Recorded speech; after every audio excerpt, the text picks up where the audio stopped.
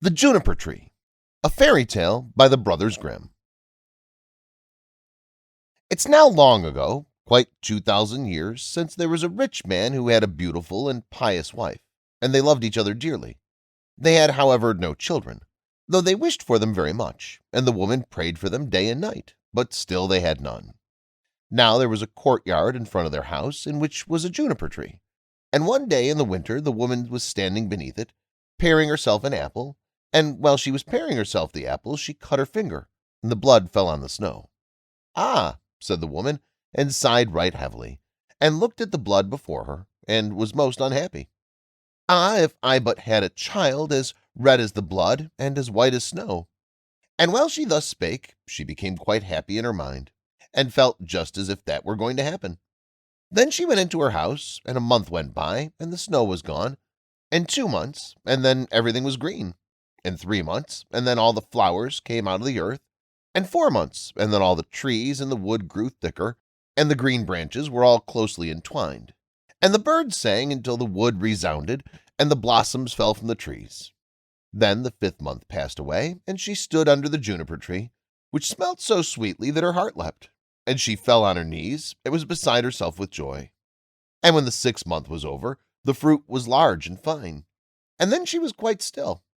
And the 7th month she snatched at the juniper berries and ate them greedily. Then she grew sick and sorrowful. Then the 8th month passed, and she called her husband to her, and wept, and said, "If I die, then bury me beneath the juniper tree." Then she was quite comforted and happy until the next month was over, and then she had a child as white as snow and as red as blood, and when she beheld it she was so delighted that she died. Then her husband buried her beneath the juniper tree, and he began to weep sore. After some time he was more at ease, and though he still wept, he could bear it, and after some time longer he took another wife. By the second wife he had a daughter, but the first wife's child was a little son, and he was as red as blood and as white as snow. When the woman looked at her daughter, she loved so very much, but then she looked at the little boy, and it seemed to cut her to the heart, for the thought came into her mind that he would always stand in her way. And she was forever thinking how she could get all the fortune for her daughter, and the evil one filled her mind with this, till she was quite wroth with the little boy, and slapped him here and cuffed him there, until the unhappy child was in continual terror. For when he came out of school, he had no peace in any place. One day the woman had gone upstairs to her room, and her little daughter went up too, and said, "Mother, give me an apple." "Yes, my child," said the woman, and gave her a fine apple out of the chest. But the chest had a great heavy lid with a great sharp iron lock. "Mother," said the daughter, "is brother not to have one too?" This made the woman angry, but she said, "Yes, when he comes out of school." And when she saw from the window that he was coming, it was just as if the devil entered into her, and she snatched at the apple and took it away again from her daughter, and said, "Thou shalt not have one before thy brother." Then she threw the apple into the chest and shut it.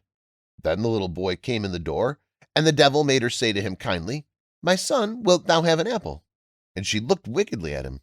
"Mother," said the little boy, "how dreadful you look! Yes, give me an apple." Then it seemed to her as if she were forced to say to him, "Come with me." And she opened the lid of the chest and said, "Take out an apple for thyself." And while the little boy was stooping inside, the devil prompted her, and crash, she shut the lid down, and his head flew off and fell among the red apples. Then she was overwhelmed with terror and thought, "If I could but make them think that it was not done by me."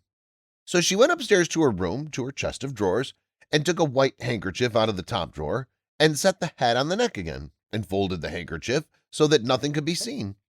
And she set him on a chair in front of the door, and put the apple in his hand. After this, Marlinchen came into the kitchen to her mother, who was standing by the fire with a pan of hot water before her, which she was constantly stirring round. "Mother," said Marlinchen, "brother is sitting at the door, and he looks quite white, and he has an apple in his hand. I asked him to give me the apple, but he didn't answer me, and I was quite frightened." "Go back to him," said the mother, "and if he will not answer thee, give him a box on the ear." So Marlinchen went to him and said, "Brother, give me the apple." But he was silent, and she gave him a box on the ear, on which his head fell down. Marlinchen was terrified, and began crying and screaming, and ran to her mother and said, "Alas, mother, I have knocked my brother's head off." and she wept and could not be comforted. "Marlinchen," said the mother, "what hast thou done? But be quiet and let no one know it. It cannot be helped now. We'll make him into black puddings." Then the mother took the little boy and chopped him into pieces, put him in the pan and made him into black puddings. But Marlinchen stood by weeping and weeping, and all her tears fell into the pan, and there was no need of any salt. Then the father came home and sat down to dinner and said, "But where is my son?" And the mother served up a great dish of black puddings, and Marlinchen wept and could not leave. And then the father said, "But where is my son?" "Ah," said the mother, "he has gone across the country to his mother's great uncle. He will stay there a while." "And what is he going to do there? He didn't even say goodbye to me." "Oh, he wanted to, and asked me if he might stay 6 weeks. He's well taken care of." "Ah," said the man, "I feel so unhappy, lest all should not be right.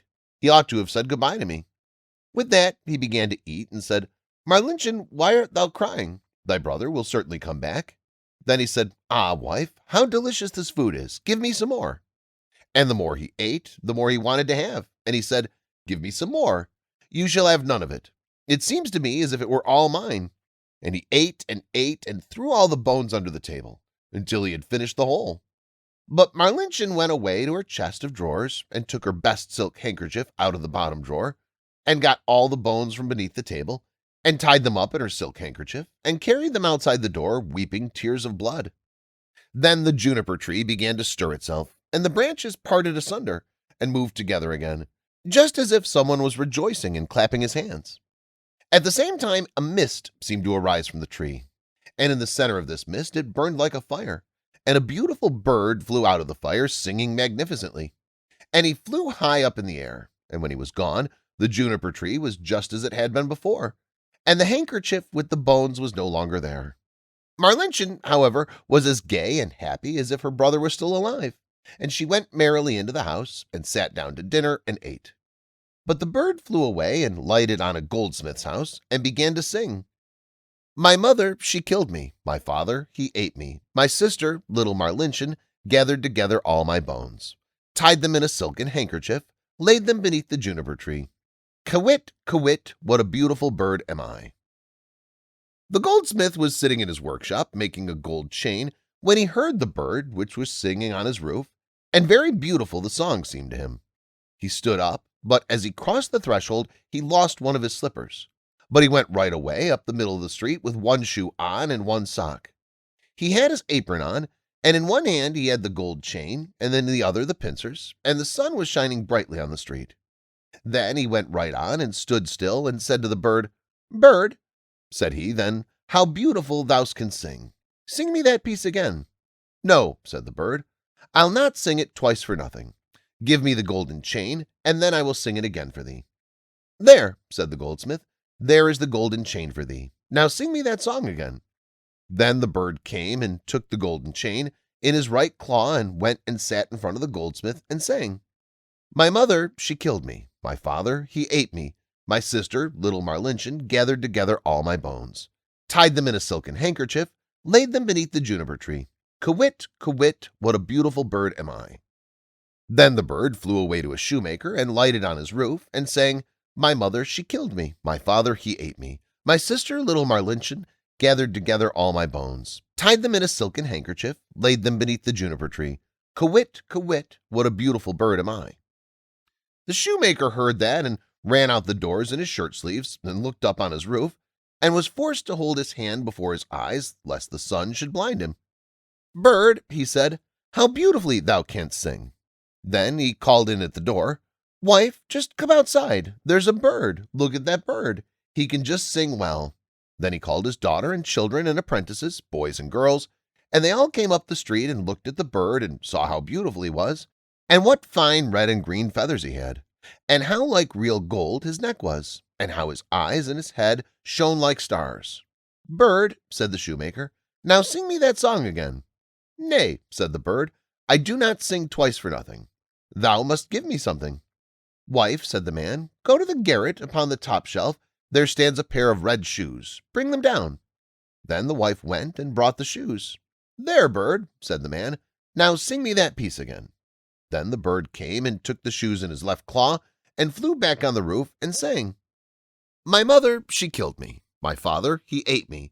My sister, little Marlinchen, gathered together all my bones, tied them in a silken handkerchief, laid them beneath the juniper tree. Quit, quit, what a beautiful bird am I.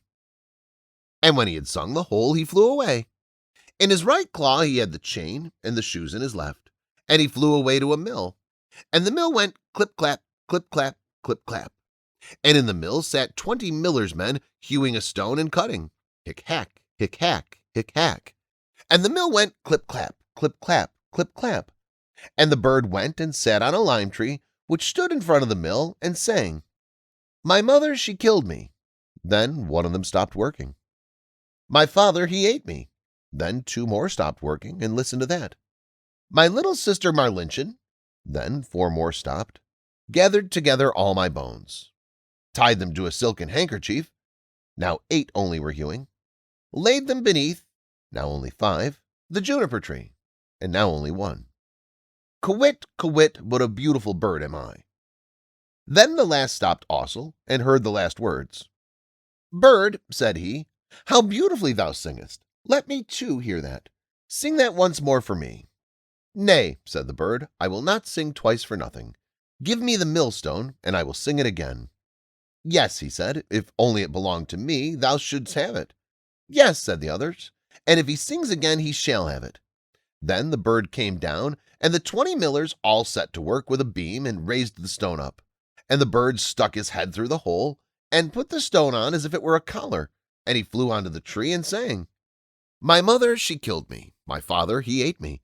My sister, little Marlinchen, gathered together all my bones, tied them in a silken handkerchief, laid them beneath the juniper tree. Quit, quit, what a beautiful bird am I.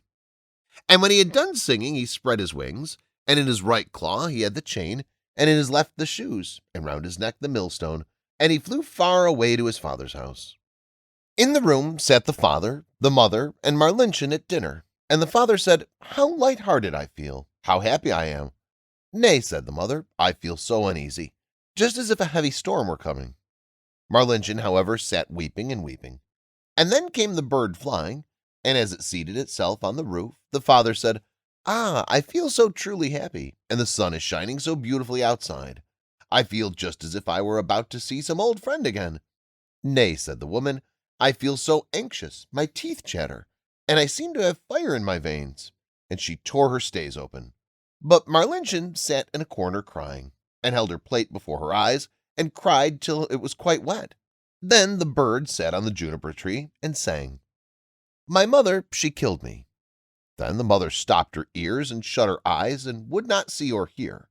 But there was a roaring in her ears like the most violent storm, and her eyes burnt and flashed like lightning. My father, he ate me. Ah, mother, says the man, this is a beautiful bird. He sings so splendidly, and the sun shines so warm, and there is a smell just like cinnamon. My little sister Marlinchen. Then Marlinchen laid her head on her knees and wept without ceasing. But the man said, I'm going out. I must see this bird quite close. Oh, don't go, said the woman. I feel as if the whole house were shaking and on fire. But the man went out and looked at the bird, gathered together all my bones, tied them in a silken handkerchief, laid them beneath the juniper tree. Quit, quit, what a beautiful bird am I. On this the bird let the golden chain fall, and it fell exactly round the man's neck, and so exactly round that it fitted beautifully. And then he went in and said, Just look what a fine bird that is, and what a handsome gold chain he's given me, and how pretty he is. But the woman was terrified, and fell down on the floor in the room, and her cap fell off her head. Then sang the bird once more, My mother, she killed me. Why, that I were 1,000 feet beneath the earth so as not to hear that. My father, he ate me. Then the woman fell down again as if dead. My little sister Marlinchen. Ah, said Marlinchen, I too will go out and see if the bird will give me anything. And she went out, gathered together all my bones, tied them in a silken handkerchief. Then he threw down the shoes to her, laid them beneath the juniper tree. Quit, quit, what a beautiful bird am I. Then she was light-hearted and joyous as she put on the new red shoes and danced and leaped into the house. Ah, she said, I was so sad when I went out, and now I am so light-hearted. That is a splendid bird. He's given me a pair of red shoes. "Well," said the woman, and sprang to her feet, and her hair stood up like flames on fire, "I feel as if the world were coming to an end. I, too, will go out and see if my heart feels lighter." And as she went out the door, crash! The bird threw down the millstone on her head, and she was entirely crushed by it. The father and Marlinchen heard what had happened and went out, and smoke, flames, and fire were rising from the place. And when that was over, there stood the little brother, and he took his father and Marlinchen by the hand, and all three were right glad, and they went into the house to dinner and ate. Thanks for listening in. Now hit that like button if you liked it. And for more free audiobooks, please hit subscribe and share with your friends.